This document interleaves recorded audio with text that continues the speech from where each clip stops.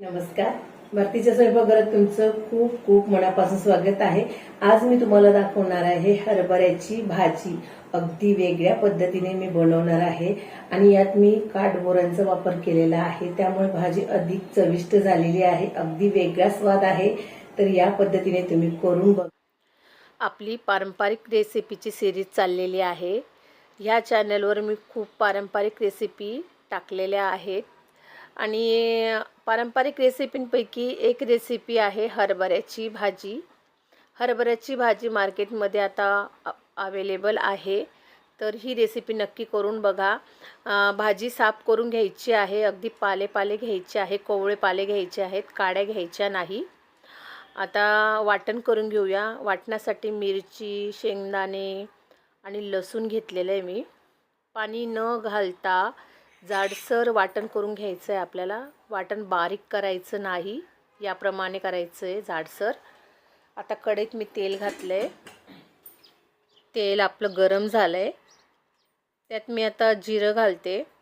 जिरंसुद्धा फुललं आहे. त्यात मी जे वाटण केलं ते घालते. वाटण आपल्याला परतून घ्यायचं आहे. आता त्यात मी हाफ टेबलस्पून हळद घातली आणि थोडंसं पाणी घालून अगदी एकजीव परतून घ्यायचं आहे. अगदी तेल सुटेपर्यंत आपल्याला मिक्स करून घ्यायचं आहे. त्यात मी हरभऱ्याची भाजी स्वच्छ धुवून घेतलेली आहे, त्यात घालते भाजी आणि भाजीसुद्धा मिक्स करून घ्यायची आहे. चवीनुसार मीठ, काठबोरं घालते. आता परतून घ्यायची भाजी. भाजीला थोडंसं पाणी सुटलंय बघा आणि कमी गॅसवरच अगदी 5 ते 6 मिनिटाची दणदणीत अशी वाफ काढून घ्यायची आहे. 5 ते 6 मिनिटानंतर परत भाजी मिक्स करून घेऊया. त्यात आता आपण मटकीची डाळ घातली मी आणि डाळसुद्धा मिक्स करून घ्यायची आहे. आणि अगदी थोडंसं पाणी घातलं आहे मी त्यात आणि 5 ते 6 मिनिटाची परत वाफ काढून मिक्स करून घ्यायचं आहे.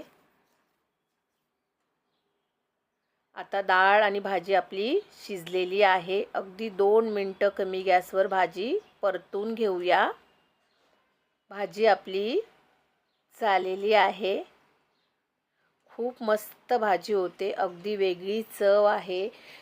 बोरं घातल्यामुळे अगदी आंबट आमसूट चव आलेली आहे भाजीला. मस्तच. ही भाजी तुम्ही भाकरीबरोबर खाऊ शकता. खूप छान लागते आणि ही भाजी हिवाळ्यातच येते, तर अवश्य करून बघा. बघा किती भारी आपली भाजी झालेली आहे आणि यात मी बोरं घातलेले आहे. अगदी वेगळी चव या भाजीला आलेली आहे. तर या पद्धतीने तुम्ही सुद्धा करून बघा आणि तुम्हाला आजची रेसिपी कशी वाटली हे मला कमेंटमध्ये नक्कीच सांगा. आणि तुम्हाला जर माझ्या रेसिपी आवडत असतील तर प्लीज लाईक, सबस्क्राईब करायला विसरू नका. थँक्यू.